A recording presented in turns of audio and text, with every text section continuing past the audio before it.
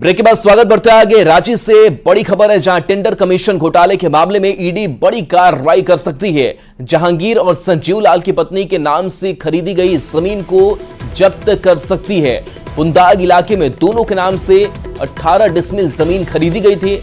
ED ने बिंदेश्वरी राम, आकाश साहू और एजाज अहमद से जानकारी जुटाई है। इन्हीं लोगों से जमीन की खरीदी हुई थी। 1 करोड़ 35 लाख की जमीन खरीदी गई थी, लेकिन पेपर पर 50 लाख रुपए ही दिखाया गया था। और इसी मामले में बड़ी कार्रवाई कर सकती है ईडी की तरफ से। ओम प्रकाश हमारे साथ न्यूज़ 18 संवाददाता जुड़े हैं। ओम प्रकाश, इस टेंडर कमीशन घोटाले में जो जमीन की खरीदी की गई है उसमें भी जांच का दायरा बढ़ता हुआ नजर आ रहा है, क्या तैयारी है ईडी की? बता दें कि ये पूरा जो जमीन है, ये पूरी जमीन जो है वो संजीव लाल के द्वारा खरीदी गई थी।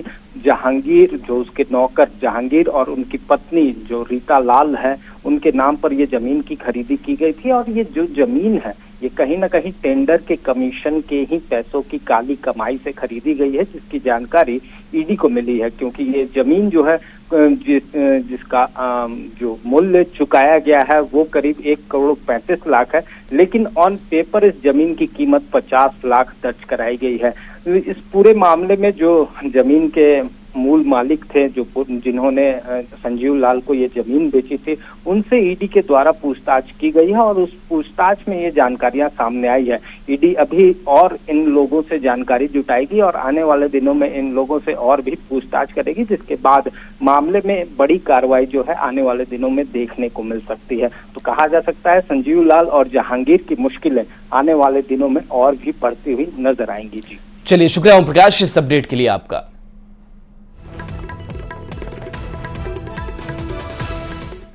खबर गोपालगंज से, जहां एक युवक की गोली मारकर हत्या कर दी गई। घटना नगर थाना क्षेत्र के हरपुर बाजार की है। मृतक की पहचान मनीष कुमार के रूप में की गई है। घटना की वजह आपसी रंजिश बताई जा रही है। वहीं पुलिस ने शव को कब्जे में लेकर पोस्टमार्टम के लिए सदर अस्पताल भेजा है। नगर इंस्पेक्टर ने कहा कि पुलिस मामले की जांच कर रही है। अज्ञात अपराधियों पर हत्या का आरोप है।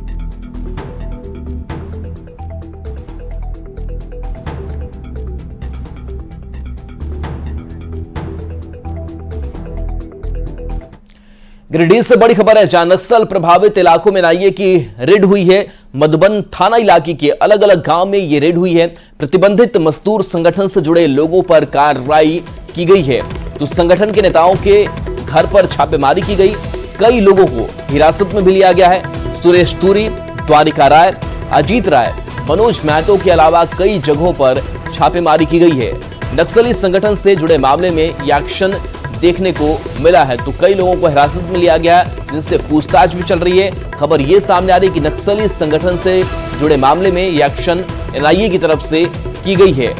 तो देखिए, बड़ी खबर गिरिडीह से बता रहे हैं, जहां नक्सल प्रभावित जो इलाके हैं वहां पर एनआईए की दबिश देखने को मिली है। मधुबन थाना इलाके के अलग अलग गांव में छापेमारी की गई है, रेड पड़ी है। प्रतिबंधित मजदूर संगठन से जुड़े लोगों पर कार्रवाई हुई है और माना यह जा रहा है कि नक्सली संगठन से इनके तार जुड़े हुए हैं। संगठन के नेताओं के घर पर छापेमारी की गई है, जिनको हिरासत में लिया गया, जिसमें कई नाम हैं, जिसमें सुरेश तुरी, द्वारिका राय, अजीत राय, मनोज महतो के अलावा कई जगहों पर छापेमारी हुई है। एजाज समेत हमारे साथ न्यूज़ 18 संवाददाता जुड़े हैं। एजाज, किस तरीके से नक्सल प्रभावित इलाकों में एनआईए की दबिश देखने को मिली है? अब तक क्या कुछ इनपुट मिले हैं? अभी तक गिरिडीह जिले के जो अति नक्सल प्रभावित इलाका मधुबन है, मधुबन के कई गांवों में एनआईए के द्वारा अचानक छापेमारी की गई है और इसकी सूचना अभी तक किसी को नहीं मिल पाई है। लेकिन बताया जा रहा है कि जो भाजपा माओवादी से जुड़े कई मजदूर संगठन हैं, मजदूर संगठन समितियों के नेताओं के घर में छापेमारी की गई है। अगर हम गांव की बात करें तो कोठाटाण में द्वारिका राय और अजीत राय और हटियाटाण में मनोज महतो के अलावा जो बिरना गढ़ा है वो गांव है, वहां पे संगठन से जुड़े सुरेश तुरी के यहाँ छापेमारी की गई है। तो इस प्रकार जो अचानक जिस तरह से एनआईए ने छापेमारी की है उससे जिले भर में हड़कंप मची हुई है। हालांकि इसकी सूचना ना ही स्थानीय पुलिस प्रशासन अभी दे पा रही है और ना ही जहां पे छापेमारी की गई है वहां से लोग कुछ बोलने को तैयार है। हालांकि आपको बता दें कि आज से जब रघुवर दास की सरकार थी, भाजपा की सरकार थी झारखंड में, तो उसी मजदूर संगठन को बैन कर दिया गया था। उससे फिर लगातार जब सरकार बदली झारखंड में, उसके बाद फिर से उस मजदूर संगठन की एक्टिविटीज बढ़ गई थी, जिस पर लगातार लेवी के आरोप लगे हैं, पुलिस पर मॉनिटरिंग के आरोप लगे हैं। तो इन तमाम चीजों को देखते हुए एनआईए ने अचानक रेड की है और बताया जा रहा है कि कुछ नेताओं को हिरासत में भी लिया गया है। हालांकि ऑफिशियल जानकारी इसके पास नहीं आ रही है, लेकिन सूत्रों के हवाले से ये बताया जा रहा है। जी चलिए, शुक्रिया एजाज इस अपडेट के लिए आपका।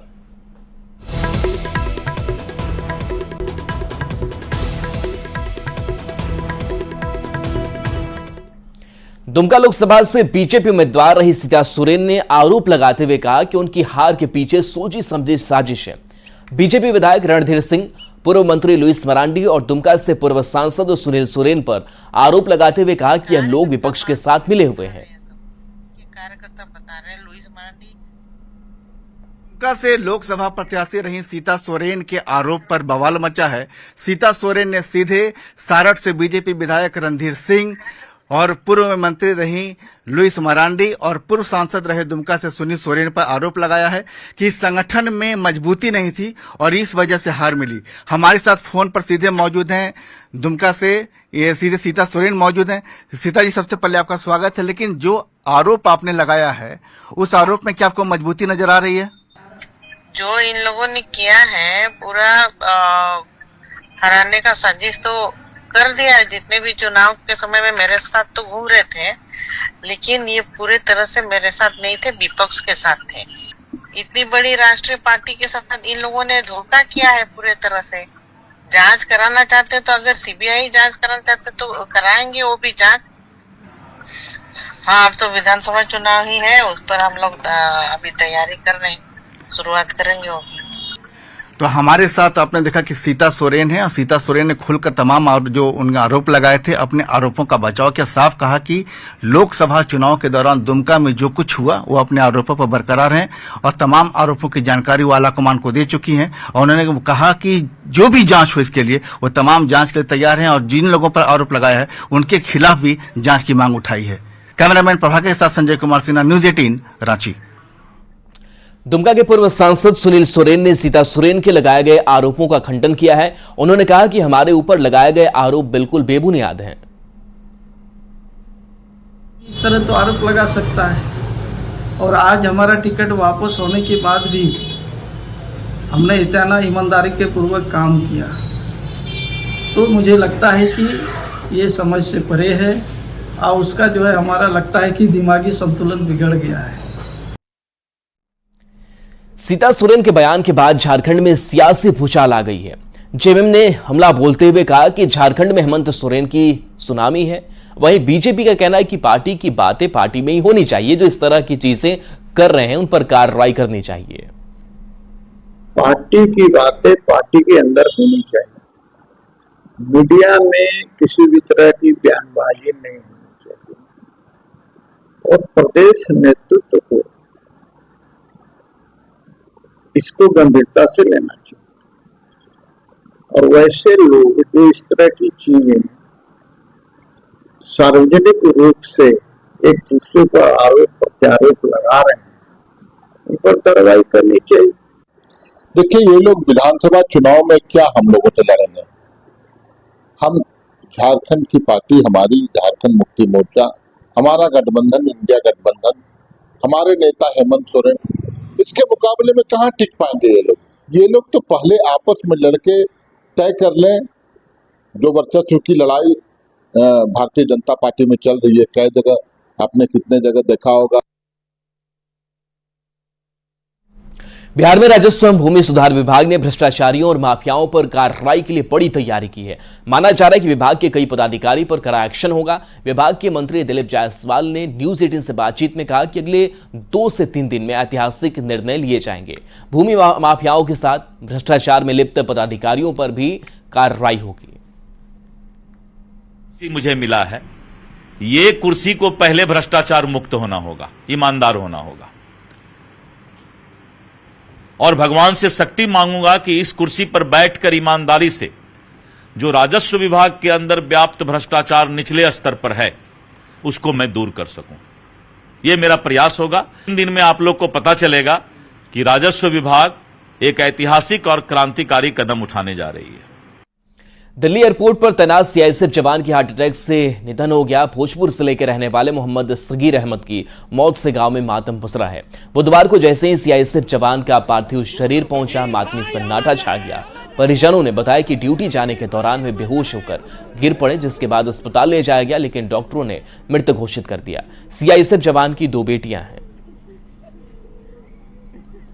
दिल्ली में थे, सीआईएसएफ में जॉब करते हैं। जी जी। और परसों त्यौहार के दिन 10 साढ़े 10 बजे ये नाश्ता करके जा रहे थे ड्यूटी, जहाँ इनका ड्यूटी था दिल्ली में। तो जाने के बाद जैसे ही गेट पर पहुंचे तो इनको चक्कर आ गया, गिर गए। उसके बाद में डिपार्टमेंट की गाड़ी आई, सीआईएसएफ की, लोग ले गया हॉस्पिटल। हॉस्पिटल ले जाने के बाद में वहाँ से वो दूसरे हॉस्पिटल में रेफर कर दिया। अच्छा। फिर वहाँ जाने के बाद में चेकअप हुआ तो डॉक्टर बोले कि मतलब इनका डेथ हार्ट अटैक होने के कारण इनकी मृत्यु हो गई। पटना से सटे पालीगंज में पानी के लिए हाहाकार मचा हुआ है। आक्रोशित लोग चिलचिलाती धूप में सड़क पर उतरे और जिला प्रशासन के खिलाफ नारेबाजी की। दरअसल पालीगंज के पैपुरा में जलस्तर काफी नीचे चला गया है, जिसकी वजह से वहां के लोगों को पानी की समस्या हो रही है। ग्रामीण जिला प्रशासन से मदद की गुहार लगा रहे हैं, लेकिन उनकी सुनने वाला कोई नहीं है। ग्रामीणों ने NH-69 जाम कर प्रदर्शन किया। PHED विभाग की तरफ से उन्हें मदद का भरोसा दिया गया है। पानी भर बैठे चप्पो कलोला आदमी, एगो आदमी भरते तो एगो प्यासा मरते, एगो पानी भरते तो एगो प्यासा मरते। मतलब पूरा गांव में एक ही चापाकल? हाँ, एक गो है। अच्छा, नल जल का क्या स्थिति है? नल जल नहीं चालू होता है। नल जल कभी चालू नहीं हुआ? नहीं, कभी नहीं। 1 सप्ताह पहले हम लोग अनुमंडल कार्यालय में SDO साहब के पास जाकर के ज्ञापन दिए थे। नल जल करके पानी हम लोग को दिक्कत हो रहा था, क्योंकि भूजल का स्तर नीचे गिर गया है। सारे चापाकल यहाँ सूखे पड़ गए हैं। मवेशी और आदमी को भारी समस्या का सामना करना पड़ रहा है। 1 किलोमीटर 1.5 किलोमीटर से पानी ढो करके घर ले जाना पड़ रहा है। और उसको जब ज्ञापन दिए हुआ कि 1 से 2 दिन में काम हो जाएगा, ज्ञापन दिए हुए हो गया 8 दिन 10 दिन, अभी तक उस पर कोई कार्रवाई नहीं हुआ है। जब तक नहीं होगा तब तक मोटर नहीं लग सकता है। आखिर यह लगवाने का काम किसका है? यह लगवाना बिजली विभाग का। कब तक यह हो जाएगा? तक बोले हैं 1 से 2 दिन में, वो 1 से 2 दिन में लग जाएगा। चतरा का खनगट्टा गांव बूंद बूंद पानी के लिए तरस रहा है। 300 की आबादी वाले इस गांव की महिलाओं को पानी की तलाश के लिए दिन भर भटकना पड़ता है। न पानी न बिजली, कुआं भी सूखा, बूंद बूंद पानी को तरस रहे ग्रामीण। चूहे का गंदा पानी पीने की मजबूरी।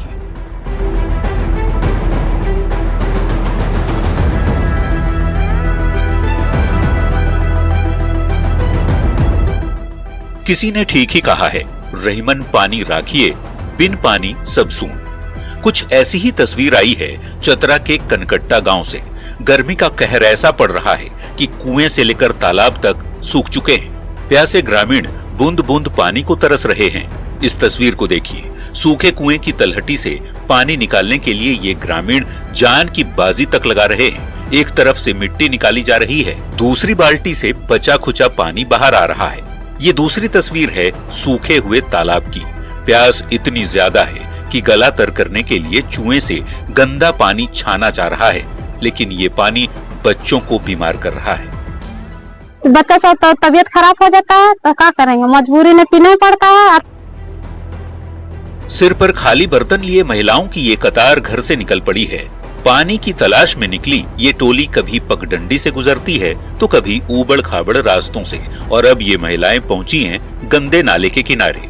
प्यास बुझाने की मजबूरी ऐसी है कि गंदे पानी को छानकर बर्तन में भरती हैं और फिर उसी पानी को लेकर वापस घर लौटती हैं।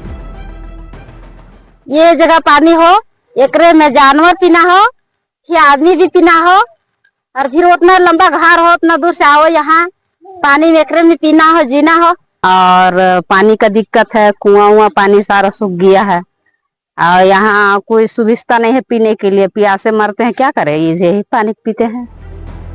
यही गंदा नाला कनकट्टा के ग्रामीणों की प्यास बुझाने का एकमात्र जरिया है, जहां इंसान और जानवर एक साथ पानी पीने को मजबूर हैं। सुशांत सोनी, न्यूज़ 18 चतरा।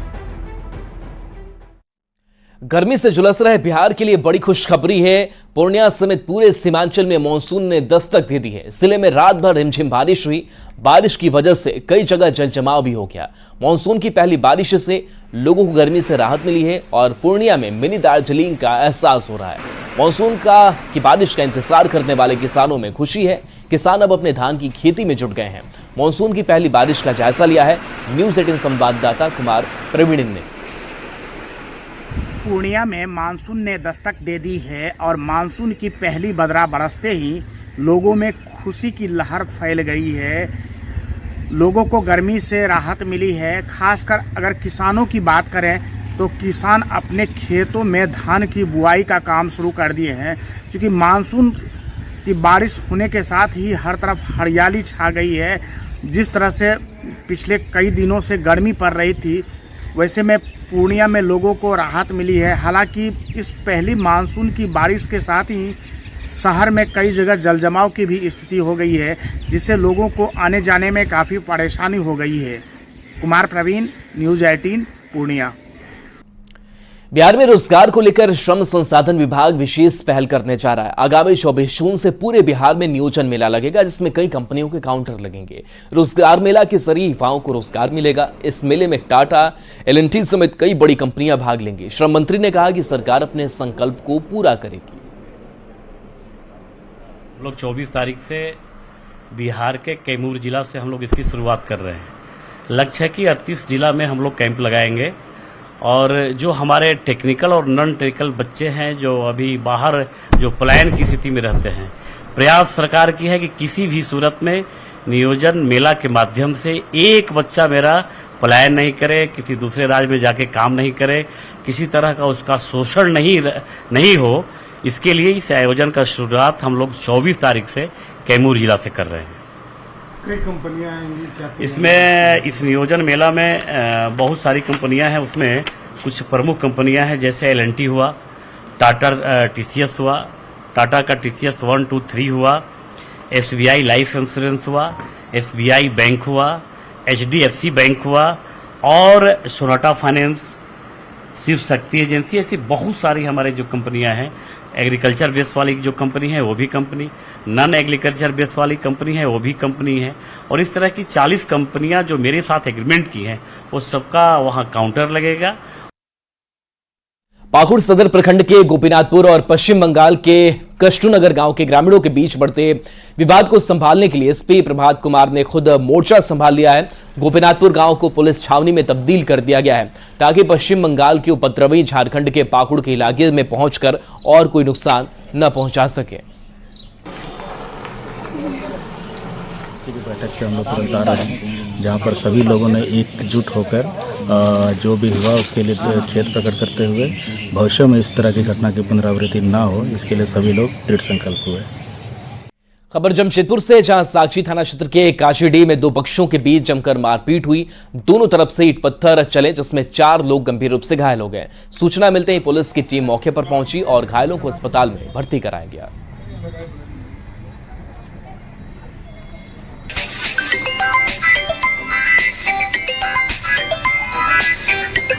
कुछ नहीं हुआ, लेकिन झगड़ा हुआ बहन लोग से, तो माए है सुने तो और लोग पहले हाथ वो लोग छोड़ा, पत्थर उत्थर भी चला। हाँ पत्थर चला, मेरे दामाद को सर फट गया और मेरा बहू का मारी पत्थर चला के, उसका पाँव में चोट लग गया।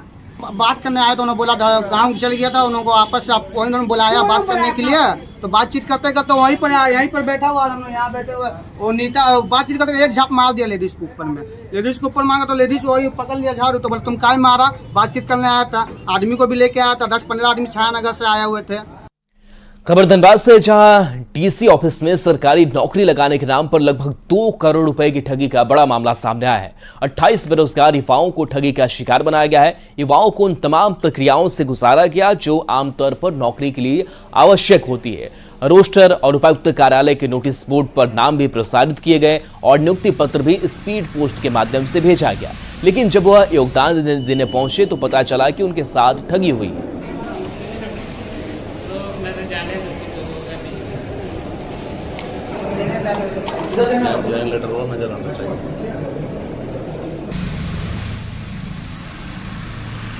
कैश में दिए थे 3 लाख और बाकी उसका मोबाइल में ट्रांसफर किए थे 4,40,000 विकास कुमार नाम का है, जो कुल्टी में किराए के रूम में रहता था, लेकिन वो बताया जा रहा कि रोहतासगढ़ जिले का रहने वाला है। ऐसे हम लोग के पास प्रूफ है उसका। ये मांग किए, उसके बाद फिर 50,000 की मांग किए, फिर इंटरव्यू के लिए मांग किए कि 30,000 के लिए, उसके बाद मांग किए कि आप लोग को गाड़ी दिया जाएगा टॉप लेवल का, उसके लिए 1,10,000 की मांग की गई और उसके बाद फिर सब डिवीजन बनाने के लिए 35,000 की मांग की गई। करीब किसी का 4 लाख, किसी का 2 लाख, किसी का 7 लाख, ऐसे 28 लोग इसमें शामिल। एसपी और एसपी सिटी और एसपी ग्रामीण को दी गई थी, वो लोग अपने स्तर पे जांच कर रहे हैं जैसा उनके द्वारा बताया गया है। हम लोगों ने जो इसमें पीड़ित व्यक्ति हैं उनसे भी अनुरोध किया है कि आप लोग भी अपने स्तर से FIR दर्ज करिए और अभी मैंने सिटी एसपी को निर्देश दिया है कि इसका तुरंत इन्वेस्टिगेशन करके जो भी इसमें लोग दोषी हैं और ना सिर्फ जो लोग इमीडिएट दोषी पाए जाते हैं बल्कि इसके पीछे जो मास्टरमाइंड है उनको ढूंढ के उनके खिलाफ सख्त कार्रवाई करें। बेगूसराय पुलिस ने फिरौती और अपहरण मामले में शामिल 4 अपराधी को गिरफ्तार किया है। गढ़पुड़ा थाना क्षेत्र के दुनीही गांव के न्यूटन कुमार का 9 जून को अपहरण किया गया था और 10 जून को इसके परिवार से 50 लाख की फिरौती मांगी गई थी। फिरौती नहीं मिलने से नाराज अपराधियों ने न्यूटन की हत्या कर दी थी और उसका शव डफरपुर में बूढ़ी गंडक में फेंक दिया था। इस मामले में पुलिस ने 4 लोगों को गिरफ्तार किया है। तो देखिए, फिरौती अपहरण मामले का खुलासा हुआ है। अपहरण में शामिल 4 अपराधी की गिरफ्तारी की जा चुकी है। पहले अपहरण किया गया, फिरौती की मांग की गई और उसके बाद से हत्या कर दी गई थी। अपहरण कर न्यूटन की हत्या कर दी गई थी और इस मामले में अब 4 अपराधी पुलिस के शिकंजे में है। बूढ़ी गंडक नदी से अपहृत का शव बरामद किया गया था। पता चला कि 10 तारीख की सुबह में ही सुबह से दोपहर के बीच में मृतक की जब घटना के साथ की डेथ हो गई उनकी मारपीट की वजह से, तो उसकी लाश को ठिकाने लगाया गया एवं उसके बाद में प्रवीण, जो क्रिमिनल प्रवीण है इसमें 4 में से, उसी के द्वारा न्यूटन का फोन उसी के पास था, न्यूटन के भाई को फिरौती वाली बात लिखी गई। तो ये जानकारी, ये मैसेज आने से पहले ही घटना घटित हो चुकी थी। और चलिए, न्यूज़ 18 बिहार झारखंड पर खबरें आपके लिए लगातार जारी हैं।